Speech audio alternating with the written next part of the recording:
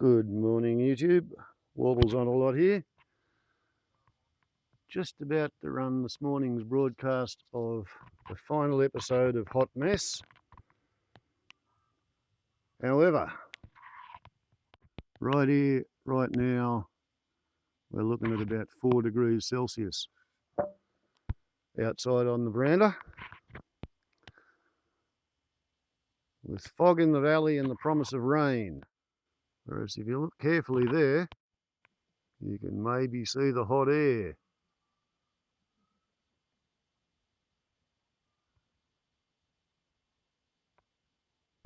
Coming off my little pot belly. Something is happening. It's like there's a change in the wind.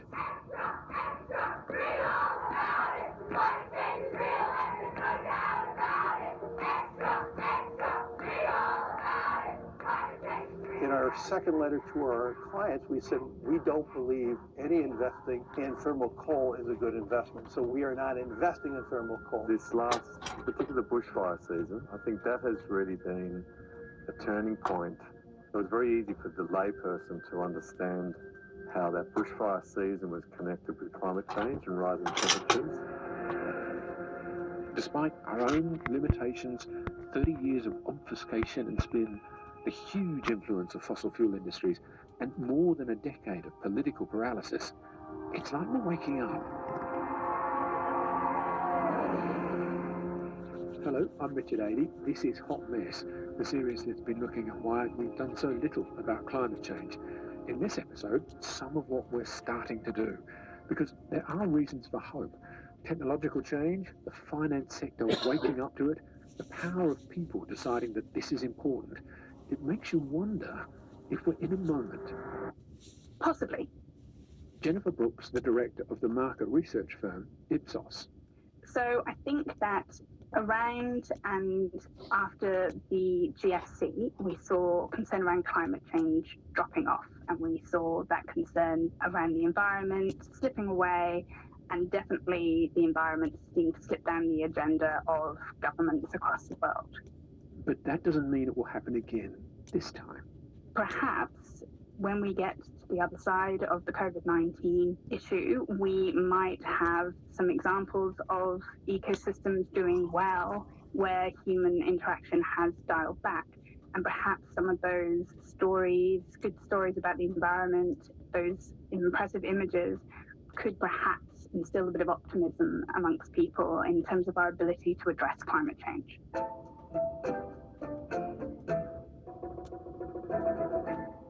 We had a moment in 2006-07. Al Gore's An Inconvenient Truth, the Stern Review, and most importantly, the Millennium Drought. They all added up. They're part of why we voted for Kevin Rudd in 2007. But the GFC, the weaponization of climate policy, the abandonment of a price on carbon, and it seems like it's all been for nothing. Except it hasn't. Because of technology, because advances in technology have made renewables cheaper and cheaper and cheaper. That's a catalyst for change. It gets the attention of the finance sector. It gets the attention of heavy industry.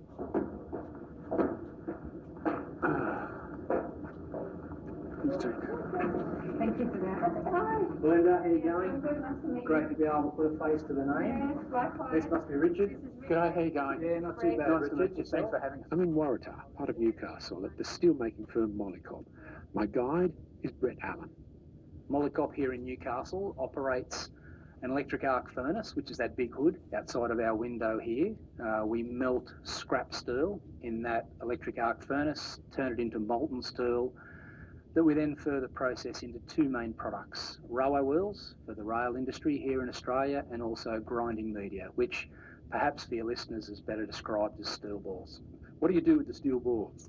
So the steel balls go into the mining sector that mill earth essentially, and predominantly the gold and copper mine areas. So if you can picture a big steel can sitting on its side, you put the steel balls, or our grinding media, and the earth that's been mined into that steel can. They tumble around together, and as the earth gets to a size where it can be then further processed, it gets ejected from that mill and the process continues. How long have you been here? Because this site, it's clearly been here a long time. You can just see that the buildings and Other things have been around ages. Now, is that code for you saying our buildings look old? I would say they're in late middle age. Certainly. So, look, Molycop has a long heritage with making steel here in Newcastle. Since March 1918, steel has been made here in Newcastle. So 102 years. 102 years.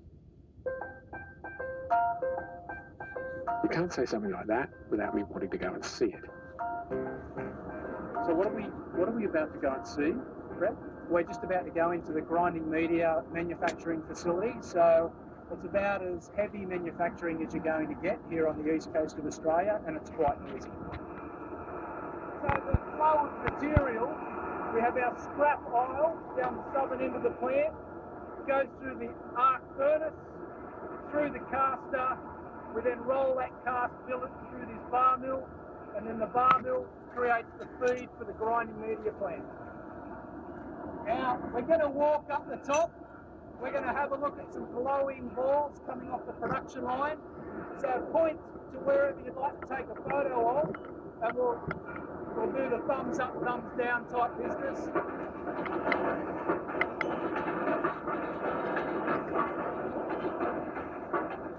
Yeah, so that's it as far as grinding media manufacture today is concerned. It's really unfortunate. My preference is number 3 plant, but I know mainly because it's a lot faster production of balls. But anyhow, you've got to see the red hot ones coming off the line, which is always nice. Melting scrap metal in the arc furnace cuts the carbon footprint to about a quarter of traditional steel making. That's still a lot. But Molycop offsets 55% of its energy use by buying wind and solar power. And it does this for a reason. We're the only manufacturer of this product here in Australia, so all of our competitors are global competitors.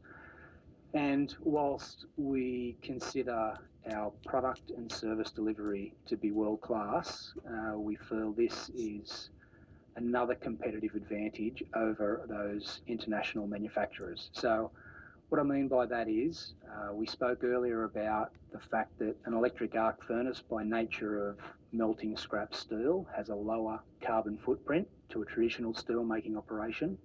By offsetting a little over half of our electricity consumption through wind and solar generation, we further reduce that carbon footprint to 1/8 of the carbon footprint of a traditional steelmaking operation. So that really sets us aside from our competitors when we go to our customer offering our product to be able to plug us into their supply chain to in turn reduce their carbon footprint.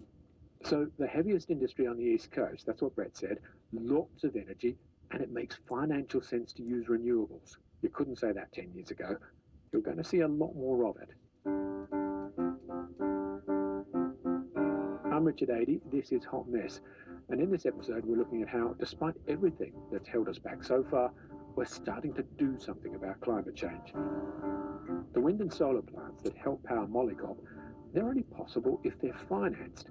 The finance industry, which is all about allocating capital, has to get climate change if we're going to make real progress.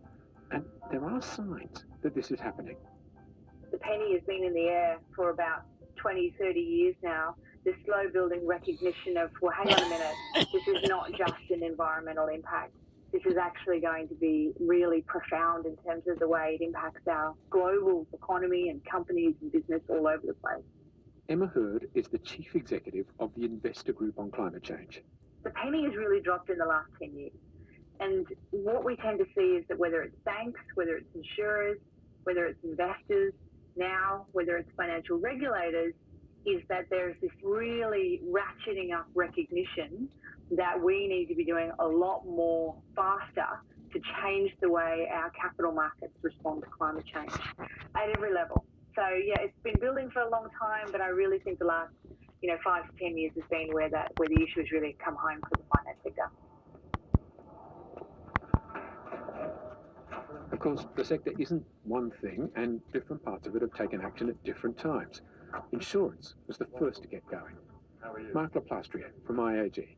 It started with the first IPCC type assessments, big scientific reports on a changing climate and the link with increased greenhouse gases, and that probably goes back to the 80s.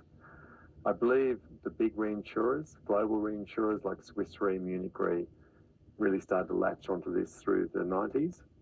From my personal experience at IAG, I was the first person to join the company with some kind of peril science background. So I have an atmospheric science background, and that was in 2001.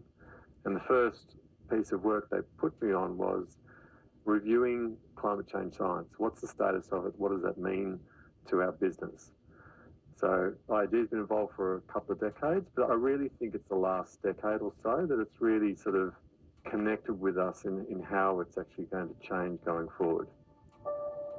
Then you really saw the banks picking it up, interestingly enough, beginning to look at, well, what does this mean for lending? Who are we lending to? How do we price it in our credit risk policies? So the decisions that you make about how much to charge for the money that you're lending and who you want to lend it to, how risky a proposition do you think they are over time? Then institutional investors came to the table, the equity side of lending.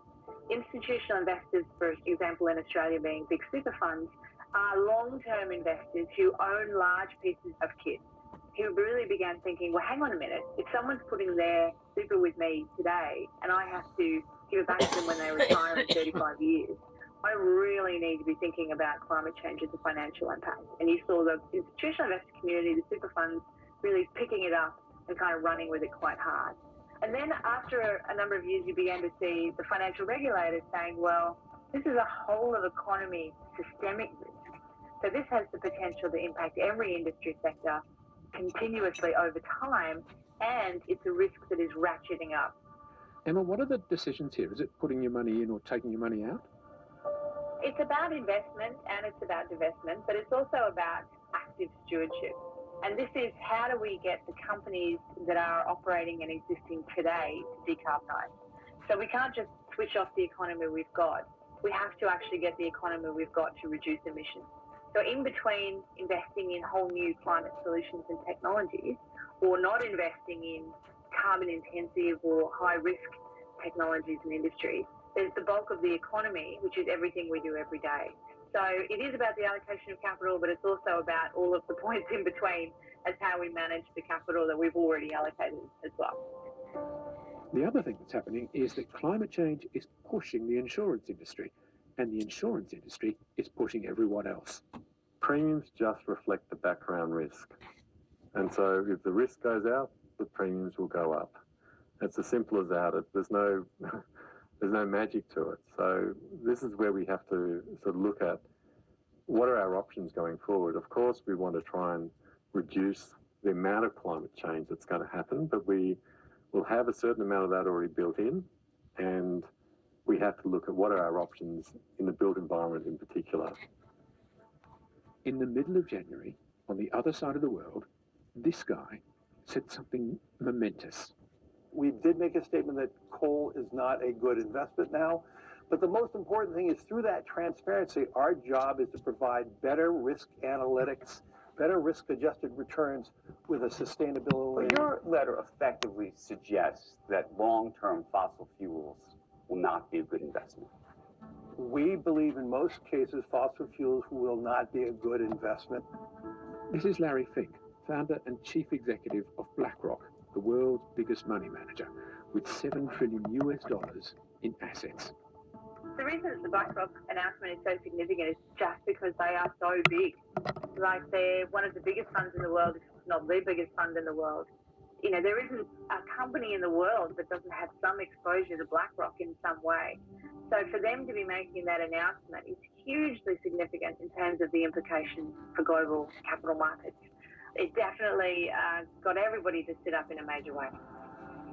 It's not only BlackRock.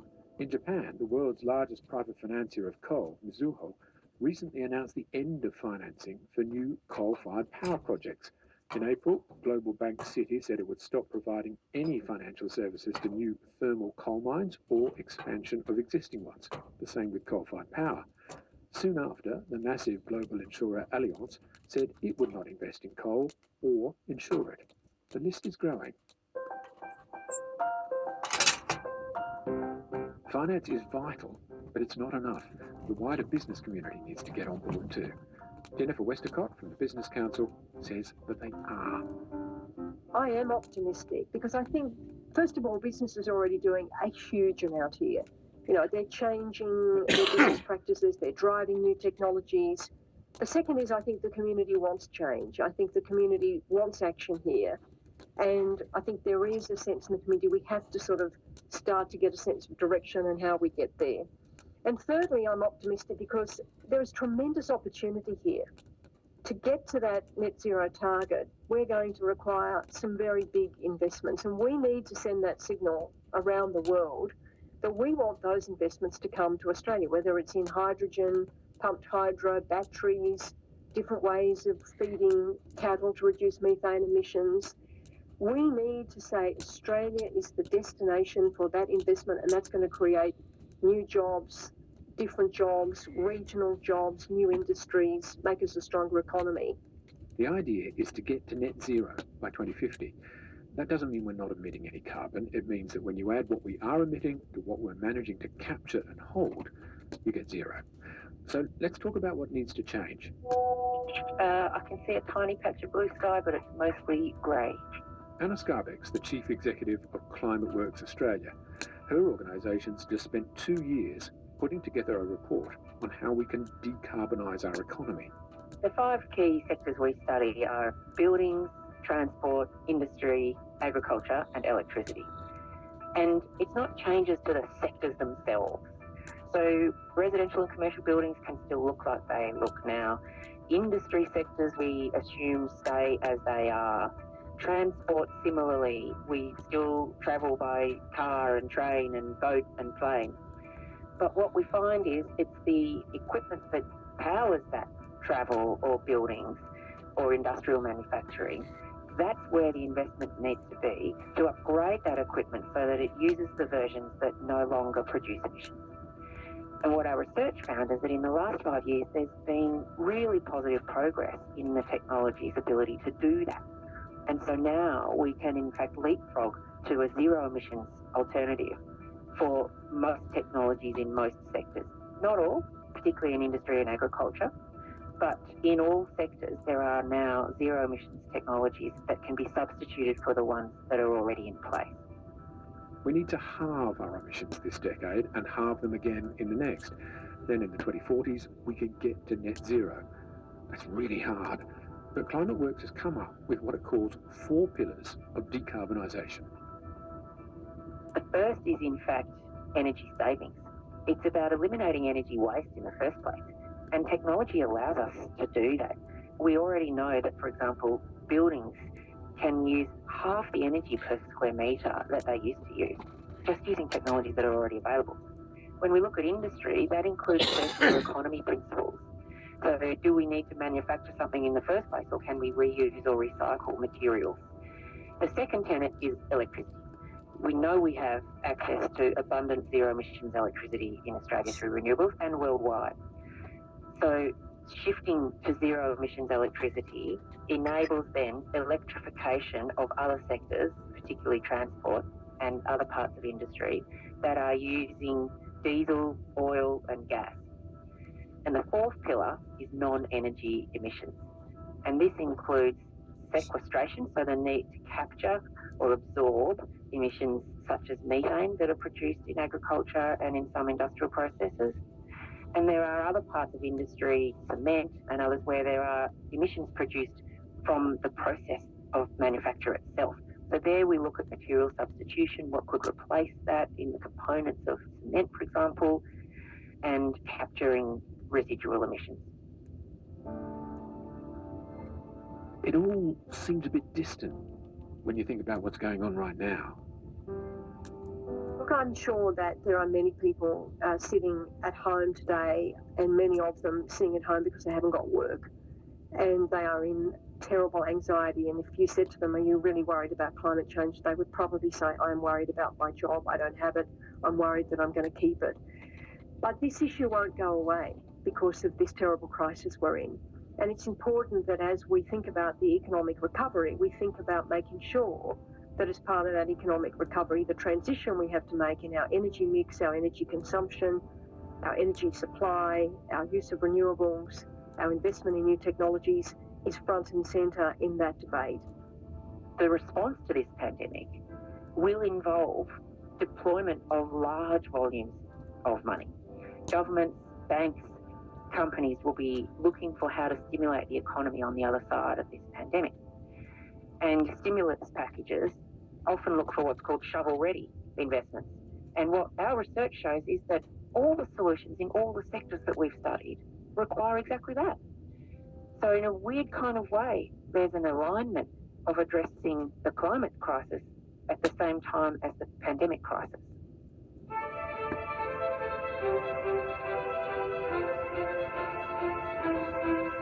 Now this is a big project. That's the most exciting project I've been involved in my life. I've done quite a lot of things in my working career. I'm approaching 60. This one is just super exciting. And this is Alex Hewitt. He's chairman of CWP Renewables. They've received provisional approval to build the world's largest electricity project in the Pilbara.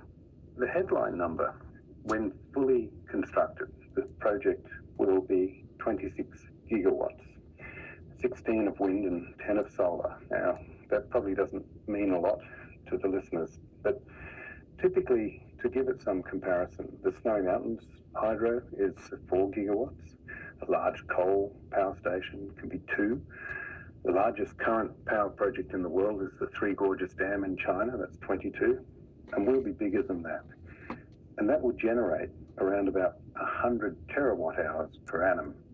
And again, to put some context there, that would be enough to supply 20 million homes. Some more context is the overall energy usage of Australia is 160 terawatt hours.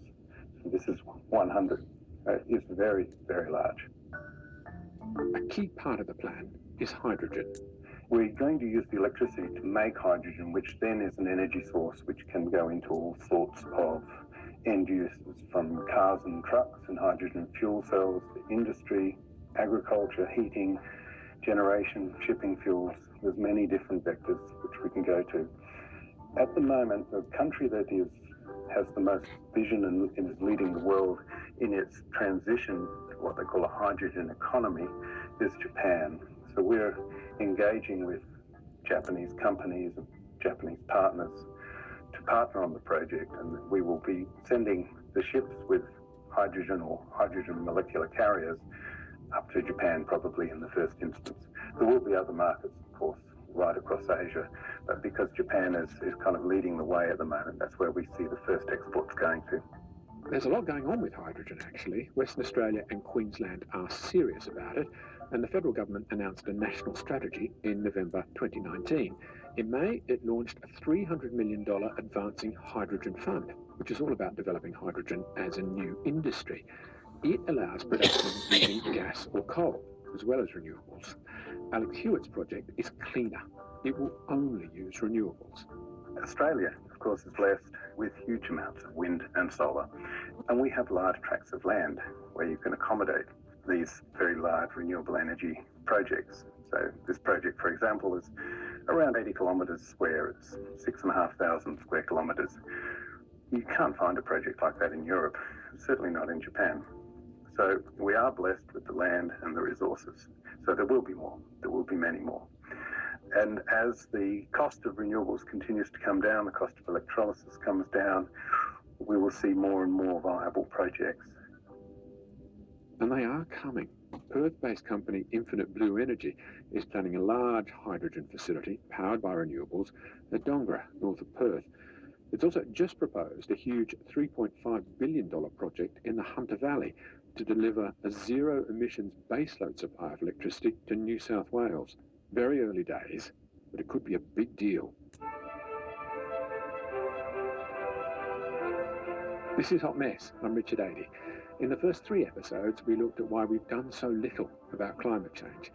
This one is more about why that might change and what we might do. And look, change is hard. It's not all golden, not for everyone. Jennifer Westacott. I don't think it's about that there won't be big change. I think we've got to be very honest with people that in some sectors there is substantial change.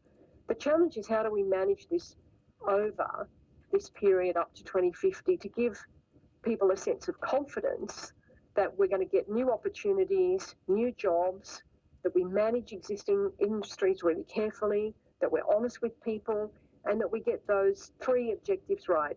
Meet that 2050 target, preserve affordability, preserve reliability, because if we don't get those three things right, we will not take the community with us on this. We won't. Some people are already part of the new, increasingly decarbonised economy in regional Australia. Like Damien Crawcless in central Queensland. He works for Edify Energy. So Edify Energy is a renewable energy developer. I'm the construction manager. My job's boots on the ground, compliance, looking at the project as it's being built. And what's your training? Where did you start? So I've got an electrical background, more in refineries, quarries, some coal mining. And I was offered an opportunity to try something new and move into renewables, which to me was exciting, and there was going to be a good future in it. That's where it started. Tell me a bit about Edify. So Edify Energy is a Australian-owned, family-owned renewable energy company, probably one of the largest in Australia. How many solar farms are Collinsville? So Collinsville has 4 solar farms, Daydream, Hayman, Hamilton and Whitsundays. Total of 380 megawatts. What does that mean in terms of houses? So that's the equivalent of about 130,000 homes. How many jobs are we talking about? During construction, 2 of our projects at their peak had 780 people on site. During operations, that number is less. So at the moment, we've probably got around the 10 permanent employees on site, but that number can fluctuate depending on the activities. Like if you were to go out there today, there'd be over 30 because we have subcontractors on site. I suppose I'm wondering because although coal is increasingly automated, there's still obviously more jobs in that, aren't there?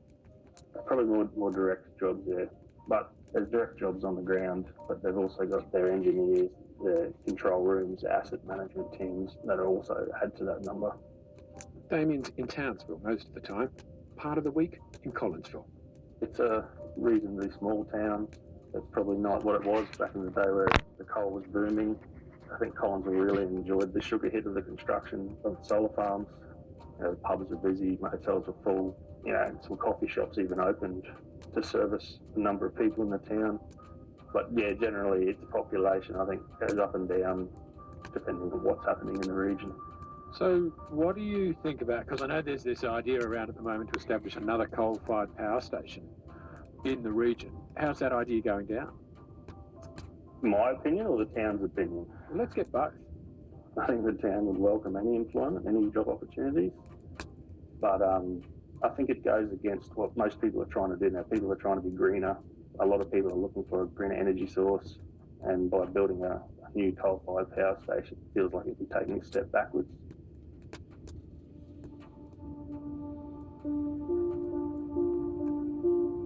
This is all wrong.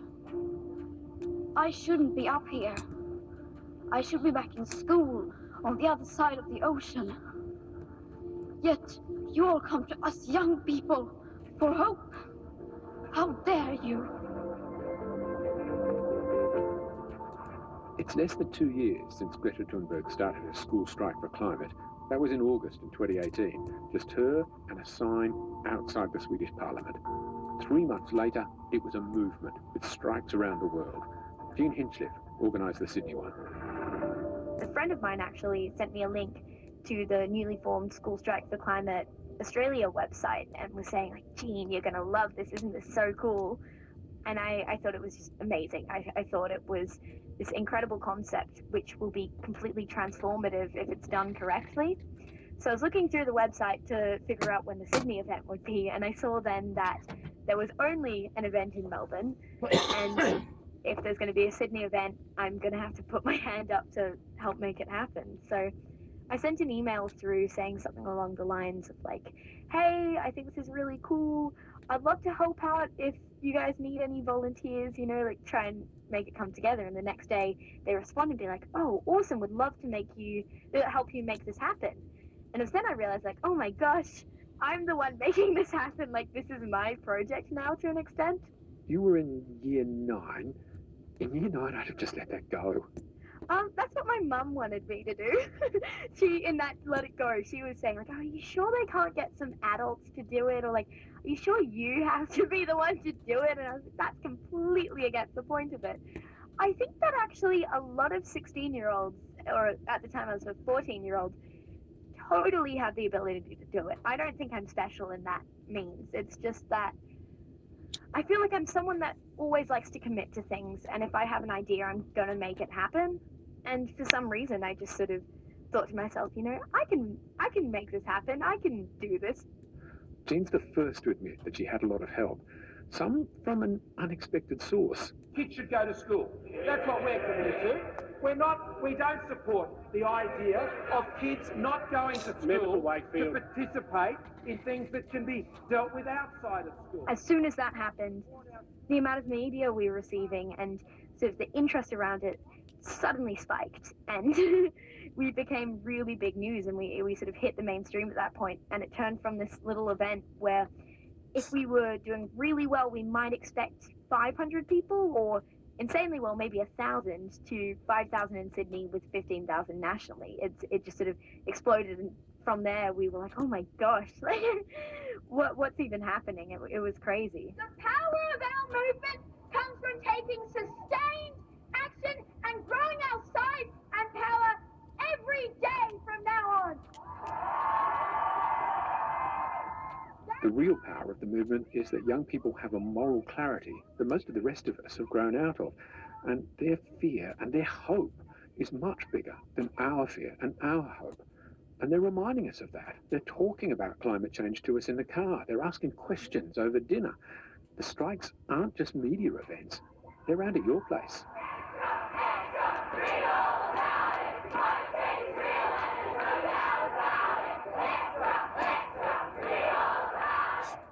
So maybe we're still in a moment, in a window for something real. University of Queensland social psychologist Winifred Lewis. She was in episode 1.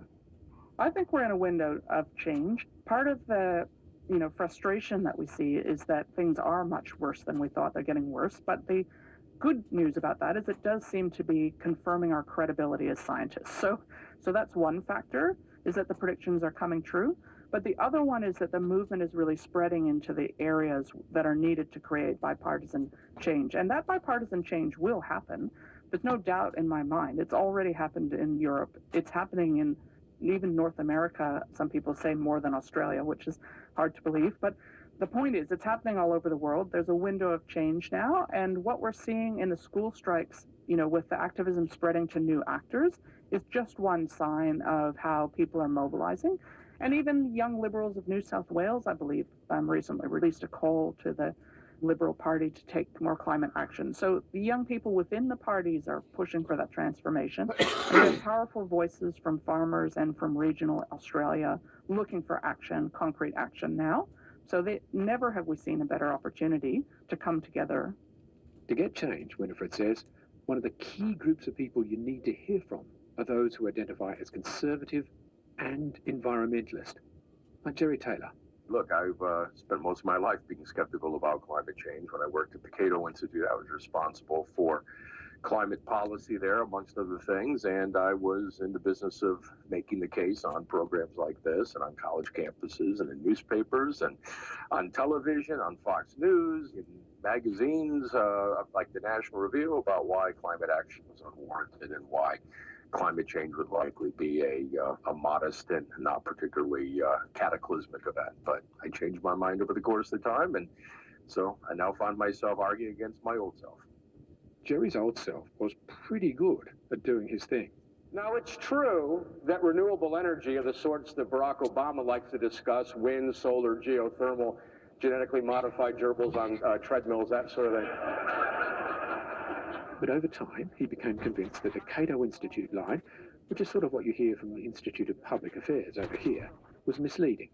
He left, and in 2015, founded the Niskanen Centre. We are focused primarily at Niskanen on Capitol Hill. Our theory is that if you want to wage and win the war of ideas, it's probably most important to wage and win those wars with the people who are actually voting on public policy. And policy change is an insider business, which is undertaken on Capitol Hill.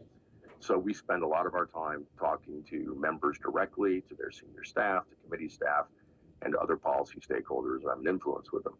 And over the course of 5 years, we found that our ability to have meaningful conversations with Republicans has improved over time by leaps and bounds.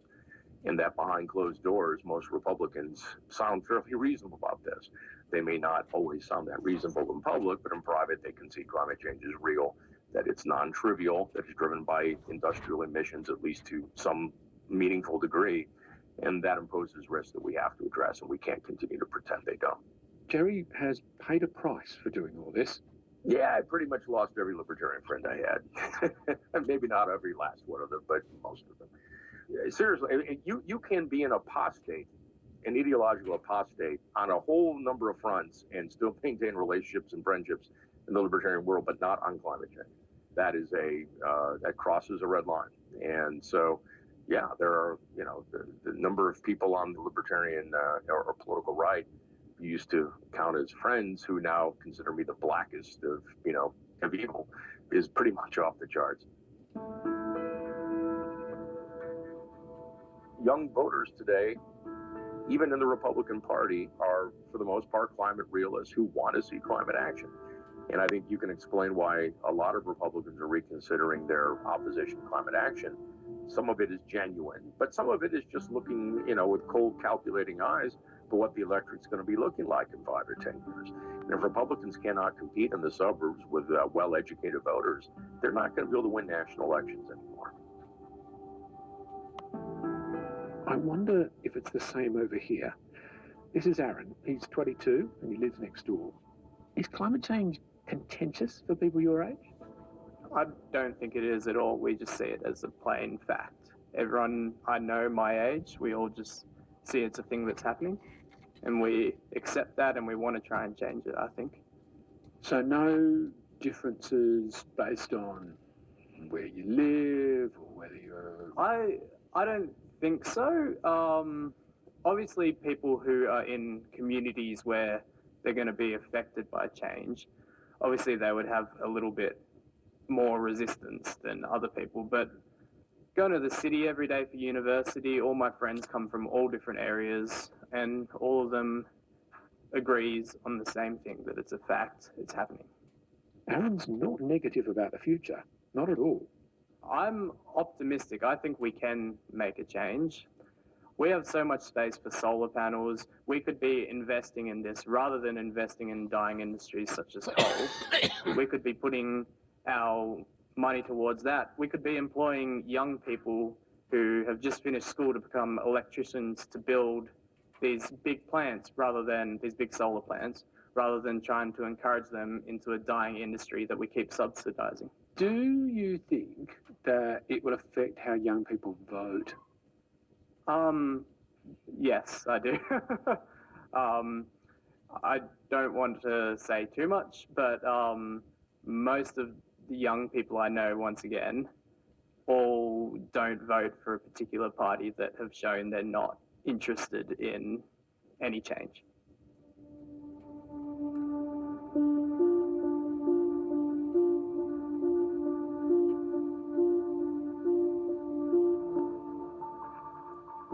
Aaron's not alone.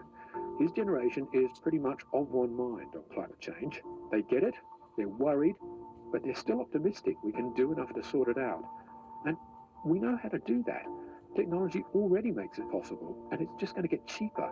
The finance industry, while happy to make a killing in the short term, is starting to make its mind up about the long term and beginning to get out of fossil fuels. We need to get this done.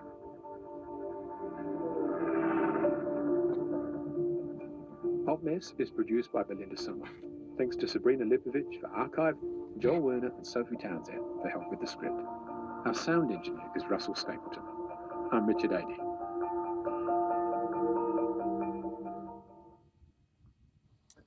Well, interesting way to finish after his first 3 parts. One hopes the optimism is warranted. But on the other hand, I have different fingers And I'm still stuck with the idea that we've got 7.5, 8 billion people who are currently being fed by industrial fossil fuel agriculture and international maritime transport driven by burning crude oil in the boats that carry everything from nation to nation.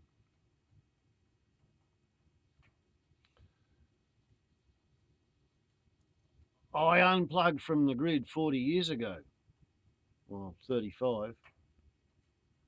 And as you can see, I turned the heat output from the potbelly stove that was made in the 1920s into a little penneth of electricity to run a fan to circulate the warm air around the room.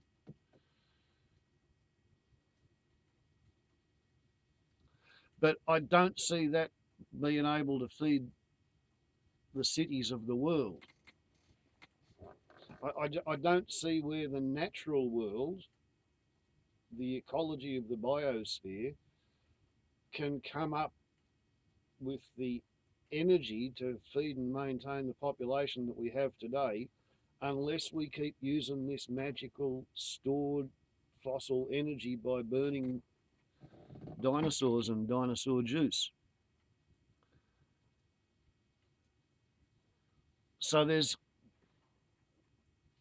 pretty much, even if everybody decided to become pacifists and vegetarians and sing Kumbaya together, you'd still have to have a fairly massive reduction in the population.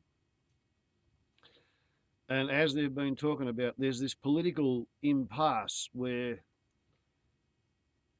on the one hand, there's a growing number of young people who understand that anthropogenic global warming is a thing and it's an existential crisis and it's going to proceed unless we achieve some change. It's going to proceed apace, and if it proceeds apace, we're all going to die out. Not just humanity, but possibly large chunks of life on Earth. Just back the camera off a little bit from that heat source over there. I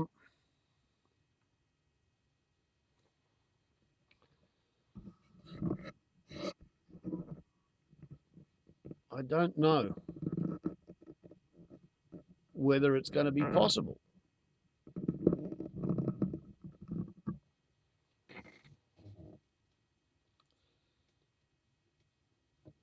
To feed and shelter and clothe everybody, even if we all went off to live as absolute ascetics.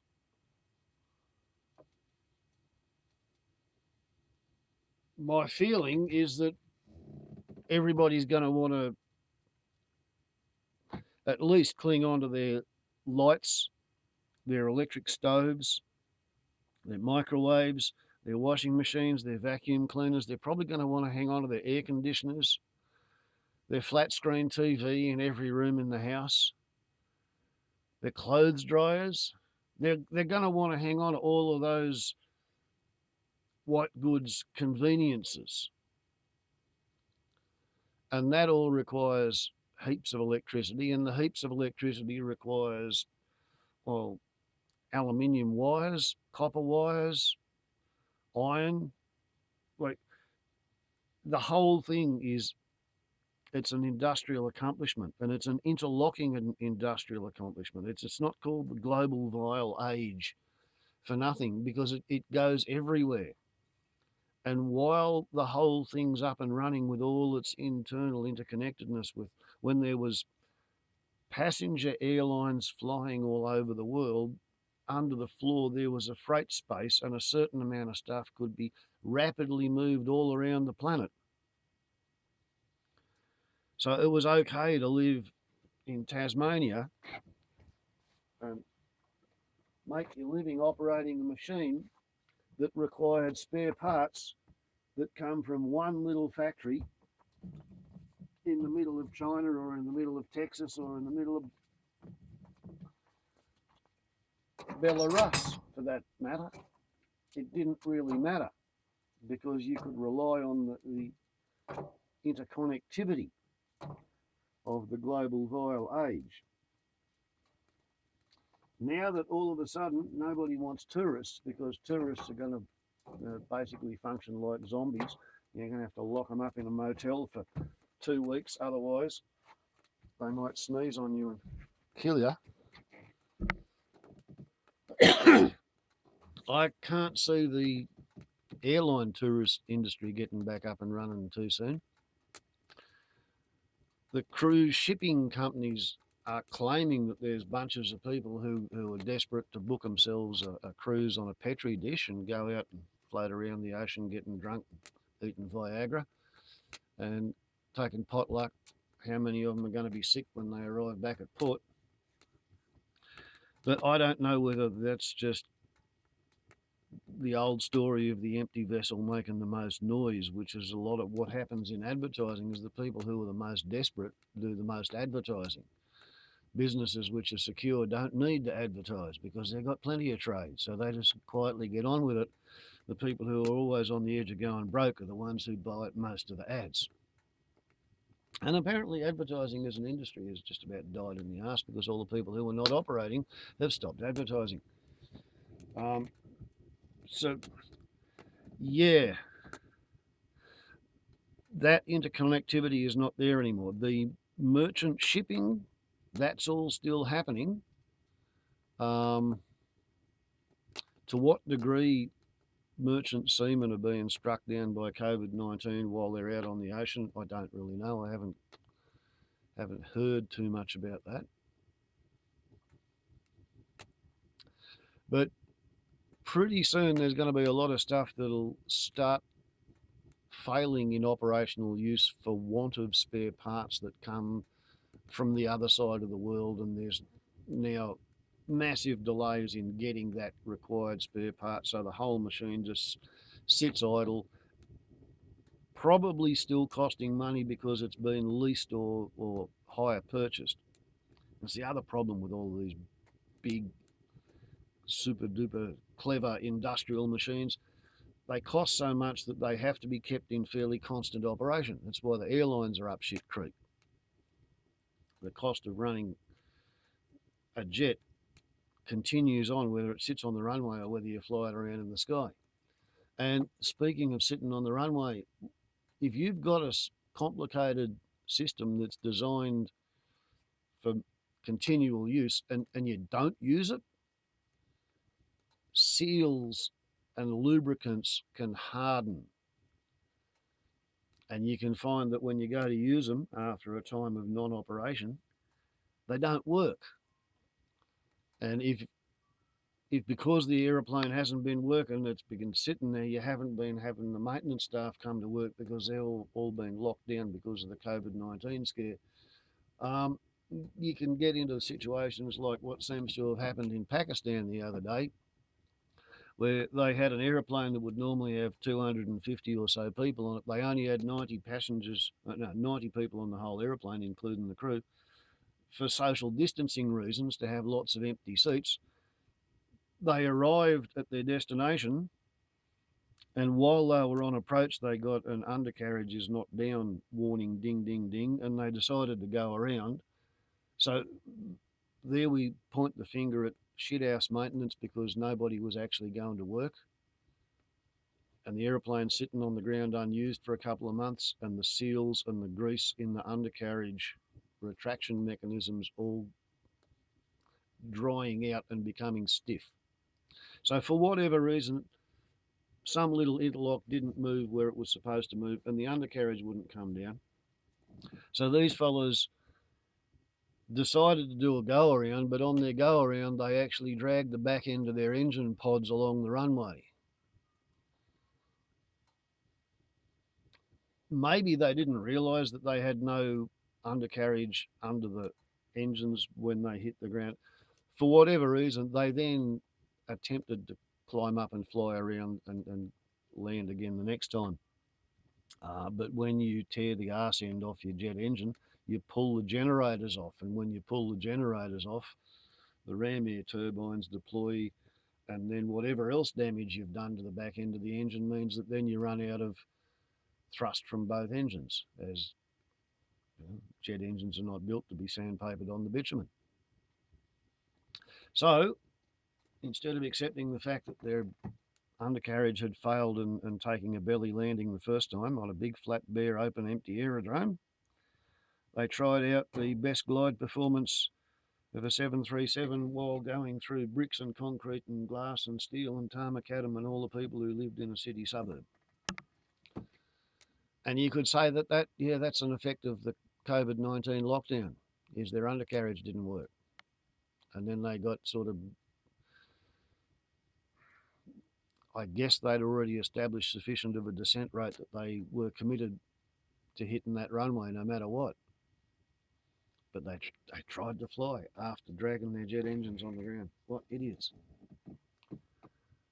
I wonder how many times they kicked themselves in the arse between going over the airfield fence, realising that they'd broken their engines, and crunching into the ground.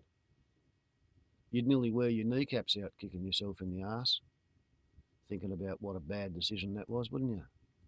Anyway, yes, COVID-19 versus global warming. Apparently, for the month of April, there was a 17% drop in greenhouse gas emissions.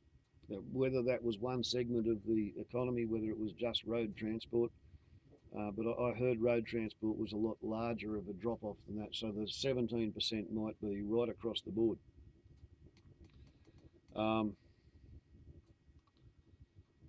It seems a lot of people's, like for the good of the biosphere, a lot of people's jobs are going to have to sort of disappear. And those people are going to pretty much need to be paid to behave themselves, pay them enough money so they can cover their bills, they can buy some food, they can have a few very, very small indulgences, like they can maybe go and have a few beers one night a week, or perhaps they can smoke cigarettes.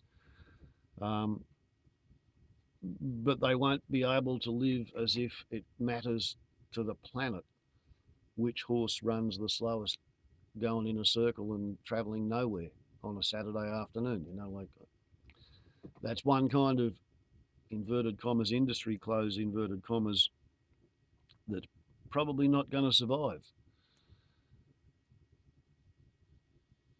Playing football and cricket and worrying about the colour of your dress material next year.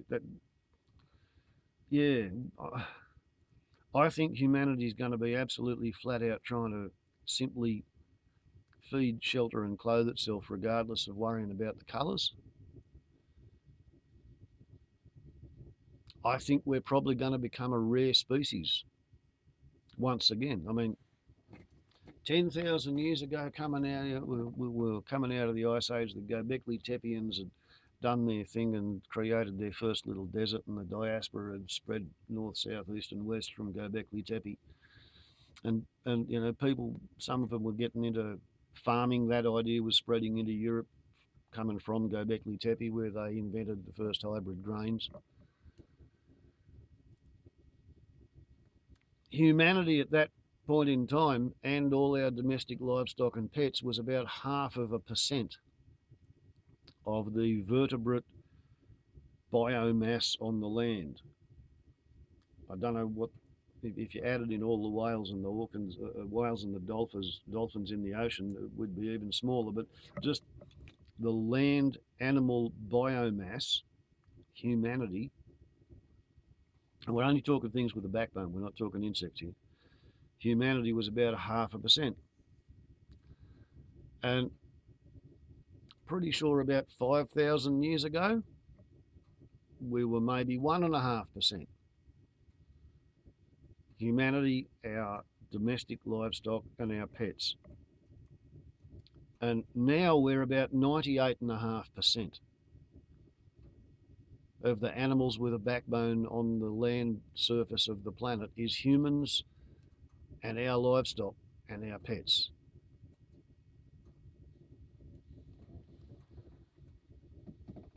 that's not a biosphere, that's a monoculture. It's not an ecologically sustainable situation. And that's pretty much why the rest of the biosphere has started to push back. And the most successful of those pushes has been the bat eaters viruses, Ebola and this COVID-19. And if Ebola and COVID, or novel SARS coronavirus 2, if they're both inside the same human cell and they both unzip and start reproducing and they hybridize, then yeah, we might be cold very suddenly. Particularly if the business as usual lobby succeeds in getting the airlines to reopen, because what carried COVID-19 around the world was the airline industry. Yeah, cruise ship industry as well, but mainly just the airline industry. I suppose perhaps some fast trains might have had something to do with it, and bus trips as well, but airlines is the way tourists have been travelling. If we get a COVID-19 that has 2 weeks of asymptomatic progress with 5 days of being infectious, followed by 80% death rate from bleeding out through the eyeballs, because it's a cross between COVID-19 and Ebola, yeah, that'll decimate, well, it'll more than decimate, because decimate means kill 1 in 10. It will nearly annihilate. It will almost reduce humanity to nil, to nothing. And yeah, that'll take the pressure off the rainforest. It'll take the pressure off the seaweed kelp beds and the fish stocks, and it'll stop people from land clearing. The thing is, without the oil burning and the coal burning and the gas burning, you can't plant a crop, you can't harvest a crop, you can't transport it to the mill, you can't mill the crop, and you can't carry the flour to the bakers, and the baker can't bake the bloody bread. If we have to go back to each individual Australian knowing where there's a mortar and a pestle grinding rocks that are stashed beside where there's going to be native grasses that are ripe for harvesting the seeds and making flour out of, to mix with some water in the crystal clear creek bed and make up a damper. If we have to go back to living like blackfellas, the sad fact is the ecology necessary to live like a traditional Aborigine, it's not there 250 years down the track from when Captain Cook shot the first Aborigine that he ever met. It's just not there. And the number of Australians who are capable, using nothing but muscle power and whatever alternative energy setups they've already got in situ ready to go, who are capable of eating out of their own vegetable garden and still having a vegetable garden at the end of a year. I reckon you're going to be lucky to have 2,000 Australians still alive 1 year after you pull the plug and stop the last boatload of refined transport fuel coming onto the country. Like, you don't have to have an all-out viral rampage of Ebola corona hybrid coming out of Africa to wipe out industrial civilization on Australia. All you have to do is shut off the oil. If you got no oil, you got no coal trains. If you got no coal trains, you got no coal-fired power stations. If you got none of them, you got no grid. If you got no grid, then the bowser at the service station can't fill the police car with petrol, or the ambulance, or the fire truck, or the SES truck. And none of those services have any reserve of fuel. They all have a government credit card and they expect to buy fuel at the service station. We have an incredibly fragile civilization, what they call a veneer, a thin veneer. And the people who voted to build and maintain and continue the system that we have at the moment, that's approaching its absolute limits. They are the people who've been voting to go ahead with global warming for 30 or 40 or 50 or 60 years. I've voted for 40 years. First time I voted informal because whichever way you vote, a politician got in and I didn't want to vote for any of them. After that, I realised there's always some arsehole that's worse than other arseholes, so you just figure out who's the worst arsehole and give them number 10 out of 10 and then work your way back so you've got a lawful vote and you voted against all the people that you really can't stand. I voted Democrat for a while, I voted Labor once, I think, and then the Greens came to my attention and I voted Green. But there are people who voted for other things on other priorities. They didn't care what was done to the environment as long as they could have jobs and growth and economic prosperity and cheap electricity in the suburbs. And they're the ones who currently are fully expecting to retire on 50 to 80% of their final wages, and they want to live from when they're about 60, maybe 65, until they're 90, and they want to get paid half to 3/4 of what they used to get paid when they were a teacher or a nurse or an ambulance driver or a policeman or an electrician or a house builder or whatever it was that they used to do back in the days when the biosphere had not yet been so impoverished that it had become so difficult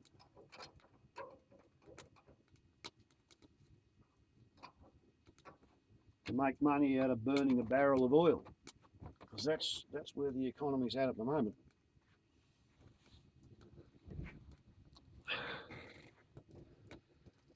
Oil's really, really cheap, but nobody can figure out a way of making money by burning any more of it.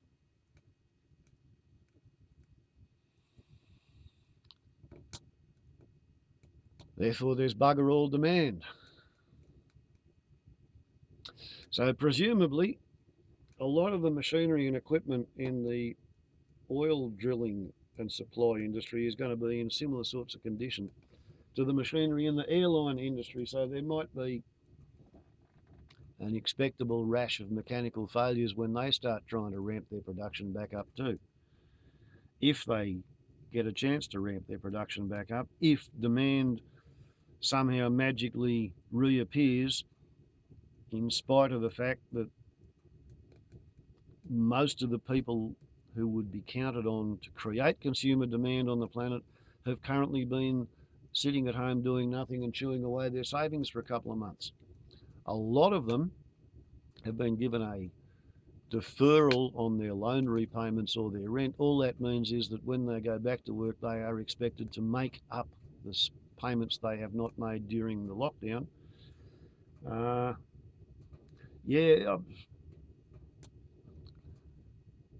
I don't know where the rich cashed up foreign tourists are supposed to come from that the entire tourism industry is counting on.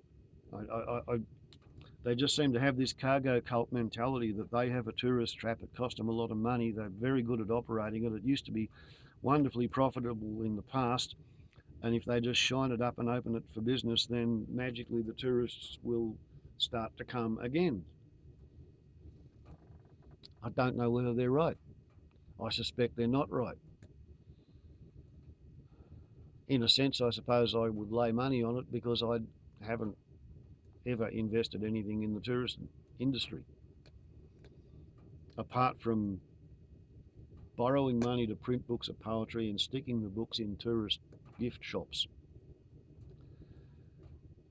And my experience with that was that it didn't make enough money to cover the cost of the fuel to drive around all the shops to see how many books of poetry they had not sold. So yeah, can't fix the world with poetry because of the fossil fuel footprint of driving around trying to promote yourself to flog the poetry to fix the world with. Yeah, you get a better result if you sit on your ass at home and don't drive around trying to self-promote and, you know, make the poetry grow. So I found.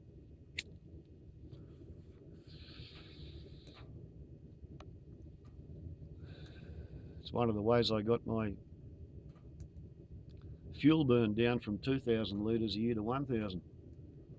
Stop driving around trying to make money. Great way to save.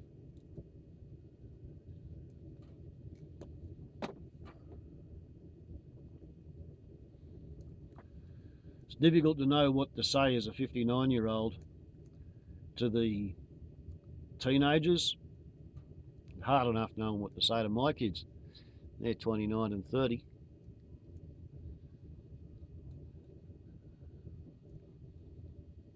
I am pleased that I raised both my kids to expect civilization to disappear up its own arsehole during their adult lives.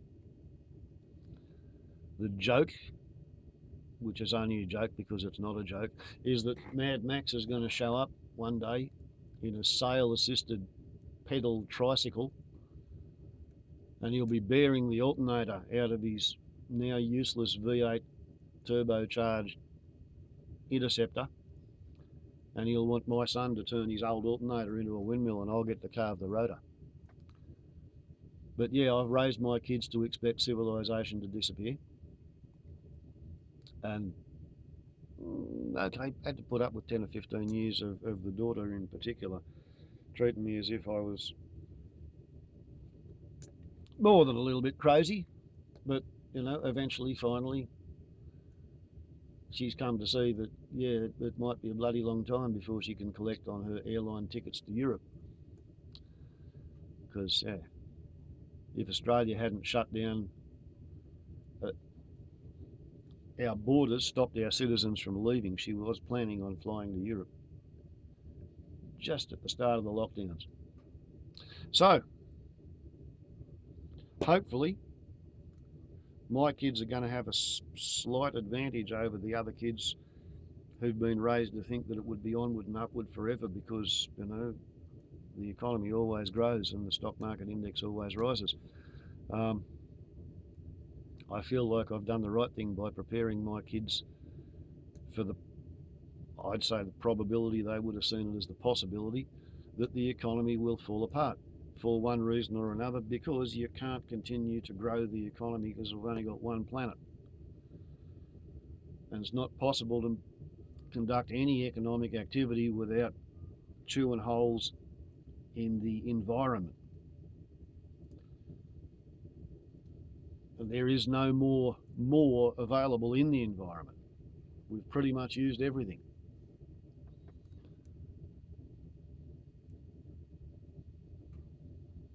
So, what better solution than all the people who voted to do this are the people who are most at risk from the bat eater's lament virus. The average age of people who need to go into hospital is 54. 90% of the deaths are in people who are over 60. And 2/3 of the people who are dying are the men.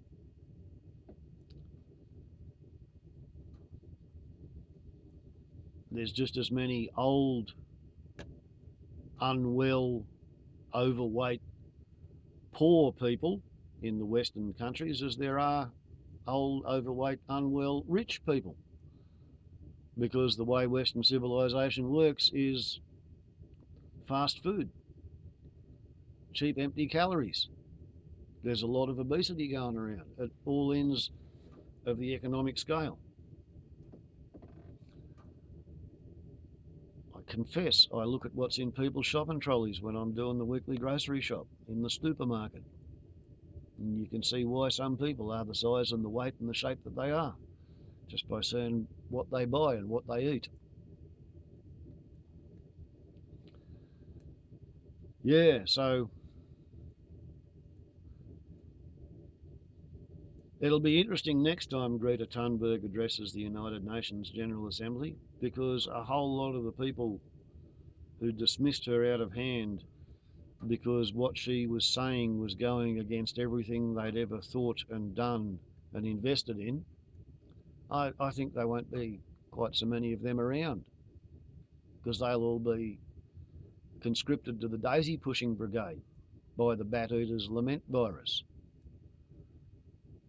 because the environment, the ecology, the biosphere is pushing back against humanity.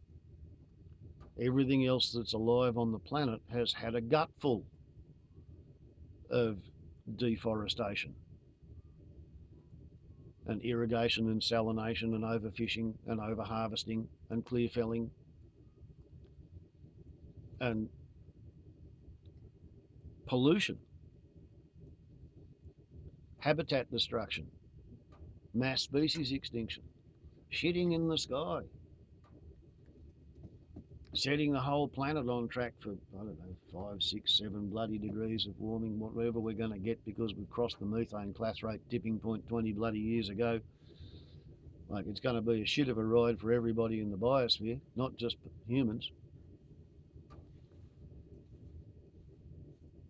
And the people who are in charge, they're all the old bastards and who've got the most invested in business as usual and not changing anything, because they are committed, in order to pay their existing debts, they are committed to living off the expected profits of a constantly growing economy for the next 30 years. All the 70-year-olds want to be as rich as bloody Rupert Murdoch when they're in their 90s. He is their role model.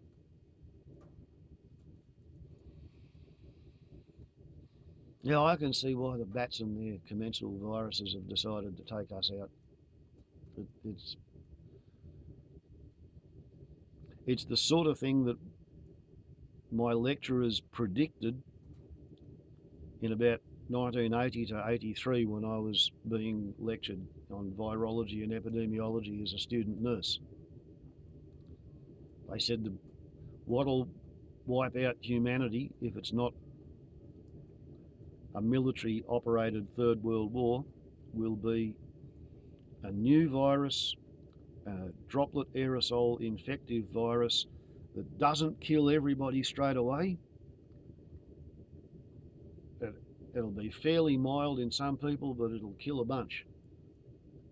And it'll come out of an animal somewhere and it'll be transported around the world before anybody knows it's there, because of the jet tourism industry. Pretty much since World War II, the virologists have been worried about that. I think they invented, or they discovered, visualised their first virus in 1931, tobacco mosaic virus, perhaps. When the Spanish flu, which began in Kansas in the excited status, when it started killing people in 1917, 1918, they knew it was a droplet infective agent, but they didn't know what a virus was. They knew it was not a bacteria because they couldn't see any bacteria. They didn't have a good enough microscope. By the end of World War II, when international airline travel started to use war surplus bombers and then come up with new designs and push the DC-3 into service all over the world, that's when the medical fraternity began to start worrying about the potential for carrying viruses that the tourism industry had.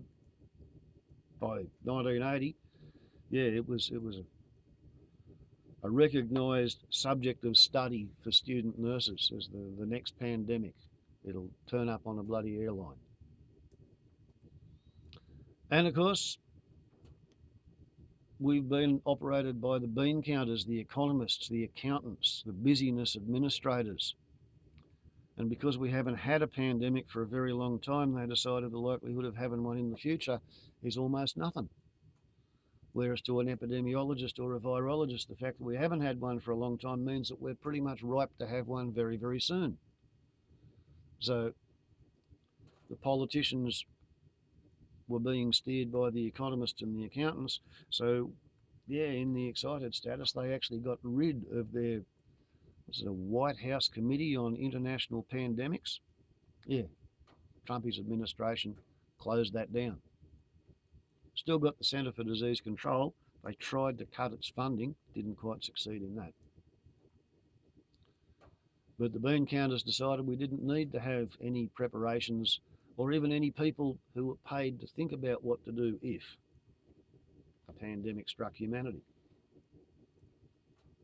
Wasn't politically expedient to think about that. Need the money for vital national security type military budgets instead, you see. Playing hopscotch in the minefields in Absurdistan, Iraq again, Libya, Syria, something like that. I think Yemen. Who knows where Uncle Spam will get into its next shooting war, if they ever will. They may be too busy shooting at each other in the streets. Judging by the way Trumpy's telling his supporters to go out and lick a lamppost in protest because freedom. He wants to open up the churches so they can go and sing at each other and make sure that if there's one person in the congregation who's got the virus, he can give it to all of them. He's doing everything that he could possibly do if what he wants to see happen is his own voter base die before the election. And it's not just him. Putin, Johnson, Bolsonaro, Duterte, all the right-wing neo-fascist political ideologues. They're killing their voter base. They're killing their support base. They're wiping out their population, which is the old people who want security. Like I said, brilliant stroke by the bats and the viruses. It's just a beautiful piece of evolution. While ever the bats have plenty of food, plenty of range, plenty of territory, not under any stress, their immune system is able to keep the viruses down to a point where they don't have many. And if the occasional weirdo wants to go out there and catch a bat and eat a bat, well, they might not get sick. But when you chop down all the trees in the forest and the bats get herded into a smaller and smaller and smaller area and they've got to fly further every night and compete for food and they all get stressed out and their immune system starts to fail, they all get a really high viral load. And then some arsehole comes and shoots them and takes them to market or catches them in a net and puts them in a cage beside the pangolins. By that stage, the bats are really sick and the viruses have bred up to really high viral loads. So whoever's handling them, yeah, they've got a really good chance of coming into contact with a bat eater's virus. Maybe a mutated bat eater's virus that's been through a pangolin first or a civet cat or whatever else. That's how evolution works. When Ebola first arrived and Marburg virus, it was so deadly it just used to kill that whole village outright and didn't go anywhere. So gradually, a milder version of Ebola has evolved that's only got a 60% kill rate and a couple of weeks worth of incubation period. We humans are evolving the viruses. In the First World War, if you had a mild case of the Spanish flu, they left you at the front to get blown to pieces by the artillery. If you had a really severe case, they sent you back home to back to the hospital.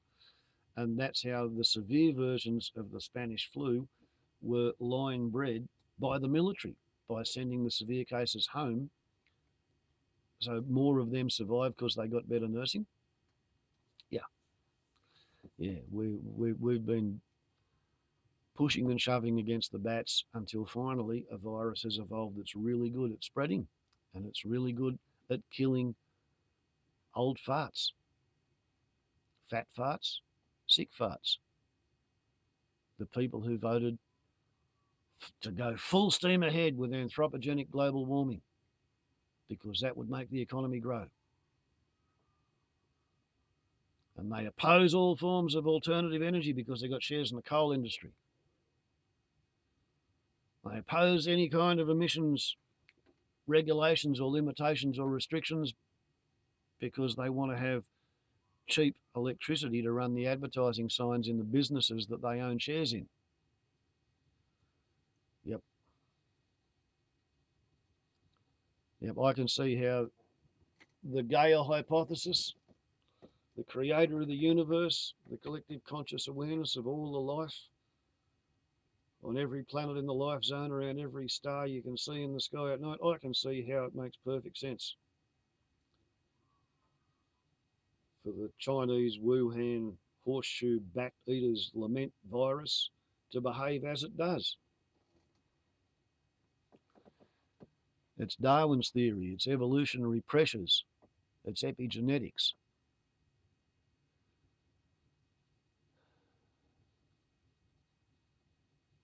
And these people reckon we're going to fix that with clever marketing and a solar panel. Good luck.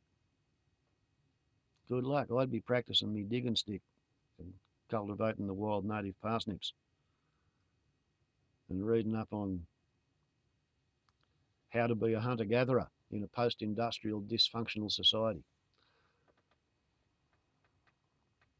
But, you know, they don't call me the fool on the hill. For nothing, you know. There be reasons. Warble's on a lot to YouTube. Ciao.